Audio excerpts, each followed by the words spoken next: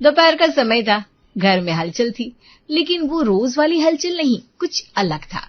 सब लोग हॉल में बैठे थे और अमित के फोन की तरफ बार बार देख रहे थे।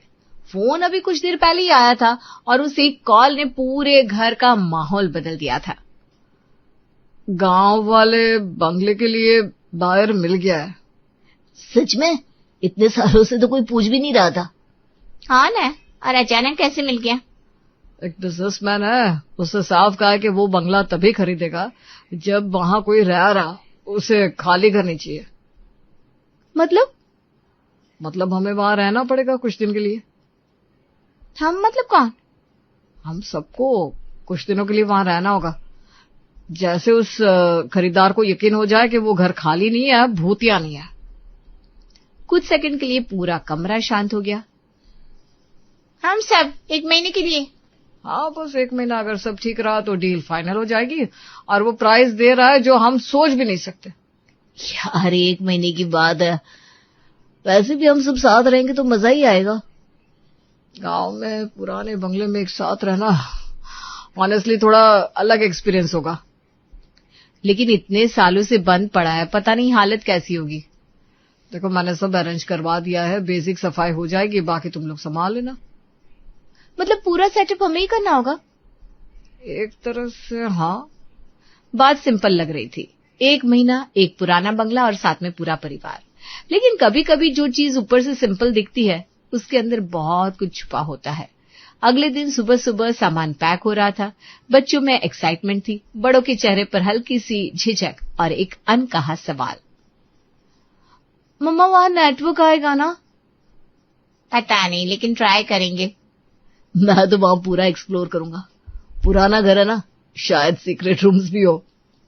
बस ध्यान रखना कहीं खुद ही खो मत जाना। सुनो, वहां पहुंचते ही पहले किचन सेट करना होगा, खाना तो बनाना ही पड़ेगा।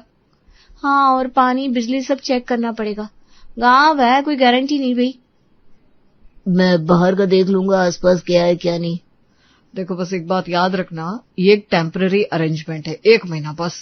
उसके बाद हमें वापस आ जाना है। बस 1 महीना, ये शब्द सबने सुने, लेकिन किसी ने सीरियसली सोचा नहीं कि ये 1 महीना क्या बदल सकता है।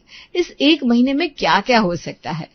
शाम का समय था जब सब लोग वहां पहुंचे।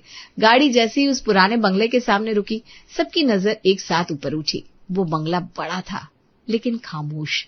दीवारों पर पुरानी पपड़ी उतर चुकी थी, खिड़कियां आधी खुली, जैसे किसी ने जल्दी में छोड़ा हो और फिर कभी वापस ना आया हो। मम्मा, ये थोड़ा स्कैरी नहीं है? नहीं, ये एडवेंचर है। मुझे ऐसा लग रहा है हम किसी फिल्म की शूटिंग कर रहे हो। अंदर चलते हैं, बाहर खड़े रहने से कुछ नहीं होगा। दरवाजा खोला गया, एक हल्की सी धूल की परत हवा में उठी और अंदर का सन्नाटा और गहरा हो गया। गांव का वो पुराना घर आज भी वैसा ही था जैसे उनकी सास ससुर बताया करते थे।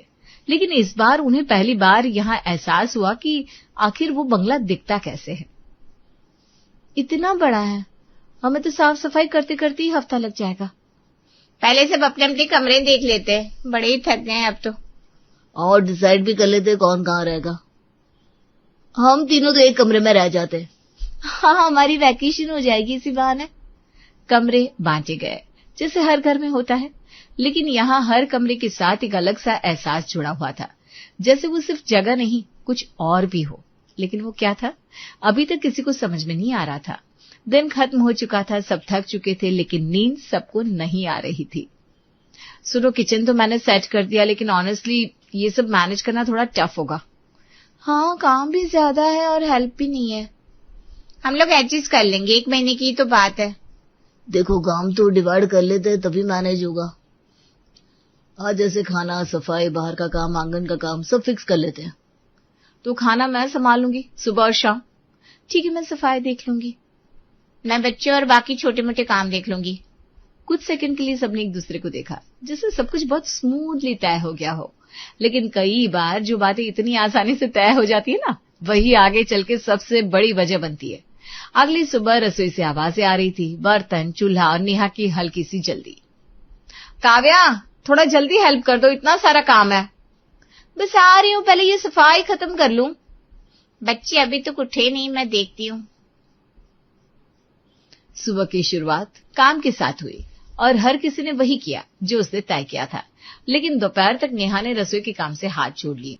सच में इतना काम अकेले मैनेज करना मुश्किल है। मैं भी सुबह से सफाई में लगी हुई हूँ, पर ये काम खत्म ही नहीं होता। बाहर का आंगन और बाजार इतना दूर है कि कुछ भी लाने में पैर दर्द कर रहे हैं। अरे अभी तो पहला दिन है, धीरे धीरे सेट हो जाएगा। हाँ थोड़ा टाइम दो, कुछ ही दिनों की बात है, हो जाएगा सब कुछ। मुझे लगता है काम थोड़ा इवनली डिवाइड करना चाहिए। मतलब खाना रोज मैं ही क्यों बनाऊं, थोड़ा रोटेट कर लेते ना। तो सफाई मैं ही क्यों करूं रोज, और बाहर की जिम्मेदारी मुझ पर ही क्यों? अरे इतना सीरियस क्यों हो रहे हो, हम एडजस्ट कर लेंगे। एडजस्ट कब तक? आप ही सिर्फ काम नहीं कर रही हैं, बाकी सभी कर रहे हैं। ऐसा नहीं कि हम सब बस बैठे हैं। ये पहला सवाल था जो हल्का सा लगा, लेकिन उसके अंदर बहुत कुछ छुपा था। रात को सब अपने अपने कमरों में थे, लेकिन इस बार खामोशी पहले जैसी नहीं थी। काम की वजह से सबको यही लग रहा था कि वही सबसे ज्यादा काम कर रहे हैं। यहाँ सब उतना इजी नहीं है जितना हमने सोचा था। बस समझता हूँ, लेकिन बस कुछ दिन और थोड़ा सा मैनेज कर लो ना। एक बड़ा फायदा है तो कुछ ना कुछ तो करना ही होगा। हाँ कोशिश तो कर रही हूँ ना। एक बार ये डील हो जाए फिर बस हमें कुछ करने की जरूरत ही नहीं पड़ेगी। तुमने नोटिस किया, सबको लग रहा है कि उनका काम ज्यादा है। ये तो होना ही है, पुराना बंगला है, हर कोई यही सोचेगा। लेकिन अगर ऐसे ही चला तो प्रॉब्लम होगी ना। अरे नहीं होगी, हम सब साथ है ना, साथ मिलकर सब कुछ कर लेंगे। डील होगी तो सबको ही फायदा होगा। वैसे भी 5 दिन बीत चुके थे। बंगला अब उतना अनजान नहीं रहा था, लेकिन आरामदायक भी नहीं बना था। हर दिन कुछ नया नहीं बल्कि वही पुराना दोहराव लेकर आता था। काम, जिम्मेदारियां और उनके बीच धीरे धीरे बढ़ती खामोशी। सबके मन में अब डील को लेकर लालच बढ़ती जा रही थी। अब तक जो 1 महीना सिंपल अरेंजमेंट लग रहा था, वो अब हर दिन के साथ कॉम्प्लिकेटेड होता जा रहा था। बंगला वही था, लोग वही थे, लेकिन अब सबके बीच एक इनविजिबल लाइन खींच चुकी थी, जिसे कोई ओपनली नहीं देख रहा था, लेकिन हर कोई महसूस कर रहा था। आप बस पेपर तैयार रखिए, मैं आ जाऊंगा डील फाइनल करने। भैया किससे बात करना है? अच्छा मैं आपसे बाद में बात करता हूँ। क्यों, मेरे सामने बात करने में हिचक रहा है क्या भैया? अरे कुछ भी मत बोलो रोहन, जरूरी कॉल था बस। कॉल तो जरूरी था, लेकिन आप बता क्यों नहीं रहे कि इस प्रॉपर्टी के आपको कितने मिल रहे हैं, और आप ही क्यों हर बार डीलर से बात करते हैं? तुम मुझ पर शक कर रहे हो, अपने बड़े भाई पर? देखिए अगर बात पैसों की हो तो कोई अपना नहीं होता। हम जब से यहाँ आए तब से मैं देख रहा हूँ आप मेरे सामने कोई बात ही नहीं करते, सब कुछ खुद ही हैंडल कर रहे हैं। अरे तुमसे हमारा बिजनेस तो ठीक से हैंडल होता नहीं, ये डील क्या खा करोगे? शांति रखो थोड़े दिन, उसके बाद तुम्हें भी तुम्हारा हिस्सा मिल जाएगा। अगर रिश्तों में पैसा अपनी जगह बनाने लगे तो खून भी पानी लगने लगता है। अमित और रोहन के बीच लालच के बीज अपनी जगह बना रहे थे, जिसमें उनका रिश्ता कहीं दम तोड़ रहा था। ये बड़े माँ और छोटी माँ जब देखो कुछ न कुछ बात करते रहते हैं, है ना मम्मी? हाँ मैंने भी नोट किया है, पता नहीं ऐसा क्या है जो आपस में बात करते रहते हैं। शायद आपको बताना जरूरी नहीं समझते, इसलिए खुद ही सब कुछ निपटा रहा है। यह की बात सही है, कहीं ये हमसे डील के बारे में सब कुछ छुपा तो नहीं रहे सोनल?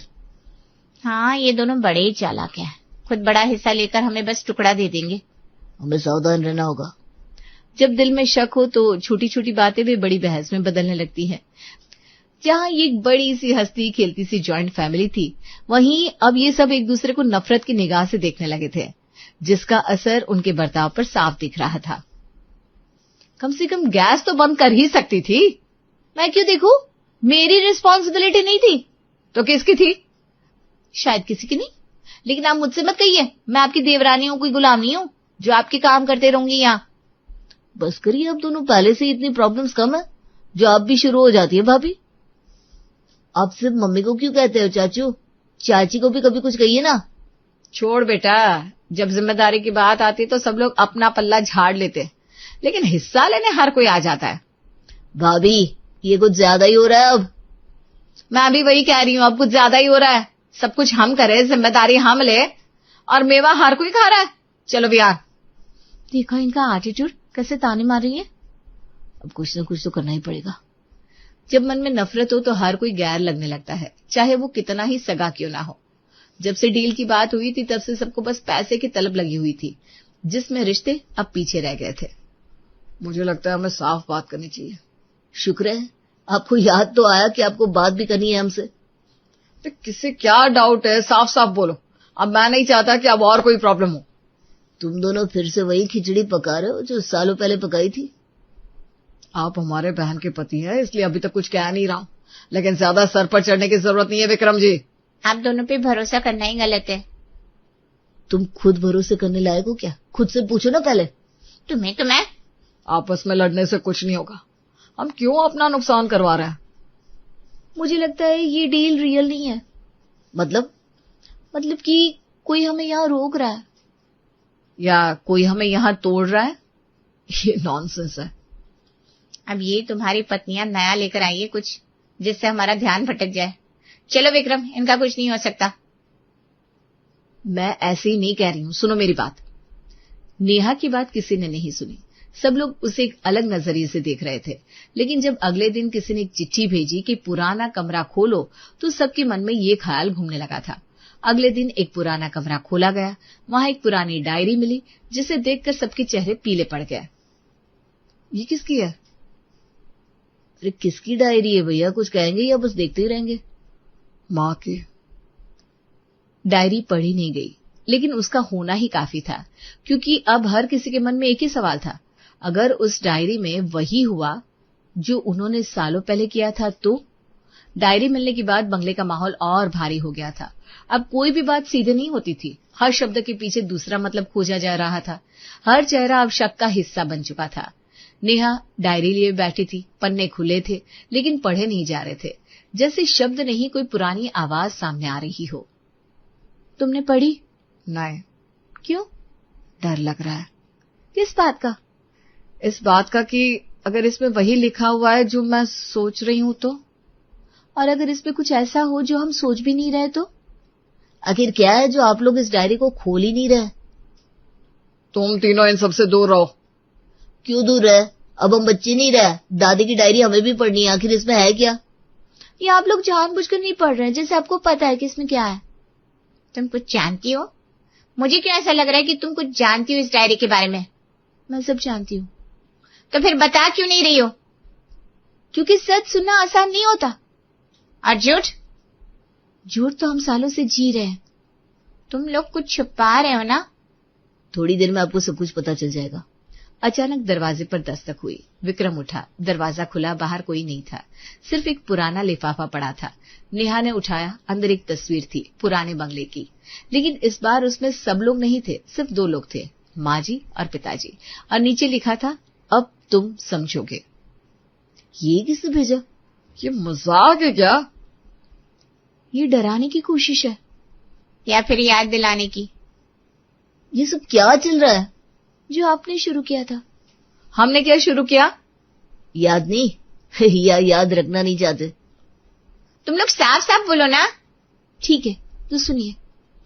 आपने अपने माता पिता से उनकी दस्तखत ली, उनसे ये पुराना बंगला, उनकी प्रॉपर्टी, उनके पास जो भी था सब ले लिया, और फिर उन्हें यहाँ अकेला छोड़ दिया। अकेला, जहां ना आप लोगों ने उनकी सेवा की, ना ही उन्हें कभी पीछे मुड़कर देखा। और वो बस किस लिए? चंद पैसों के लिए। दादा दादी के साथ हमने इतने पल बिताए कि हमें आज भी याद है कि वो कितना प्यार करते थे हमसे। लेकिन आपने प्यार को ना चुनकर पैसे को चुना। उनकी ये दशा कर दी। हम कुछ दिन पहले इस पुराने बंगले में आए थे। नाना नानी की बहुत याद आ रही थी। नानी की ये डायरी पढ़कर हमें पता लगा कि आपने कितना गलत किया था उनके साथ। आप लोगों को बड़ा घमंड था ना कि आप भाई बहन आपस में कितने जुड़े हुए हैं, ज्वाइंट फैमिली है। लेकिन आप सब लोग सिर्फ पैसे के सेज है और किसी के नहीं। कोई बात नहीं था, कोई डील नहीं थी। तो ये सब 1 महीना आपके लिए बनाया गया था। आपको लगता है कि आप कंट्रोल में हैं, लेकिन आप पहले दिन से ही ऑब्जर्वेशन में थे। तुम लोग हमें सजा दे रहे थे? नहीं, हम आपको वही फील करा रहे थे जो आपने दूसरों को करा था, कि जब अपने भरोसे तोड़ देते हैं तो कैसा लगता है। और उस पल बंगला पहली बार सच में टूट गया। न दीवारें, न दरवाजे, बल्कि रिश्तों का भरोसा। ज्वाइंट फैमिली की दुहाई देने वाले कैसे एक दूसरे को दुश्मन समझ रहे थे, वो भी कुछ रुपयों के लिए। अमित, रोहन, सोनल उस दिन के बाद एक दूसरे से कभी आंख नहीं मिला पाए। उनका मन उन्हें पूरी जिंदगी कचोटता रहा। आरव, विहान और रिया उसके बाद अपने अपनी जिंदगी में आगे बढ़ गए। उन्होंने अपने माता पिता को अब उस नजर से देखना बंद कर दिया। अब उन्हें गलती का एहसास भी हो गया था, लेकिन वक्त कभी मुड़कर वापस नहीं आता। जो एक बार बीत गया वो बदला नहीं जा सकता।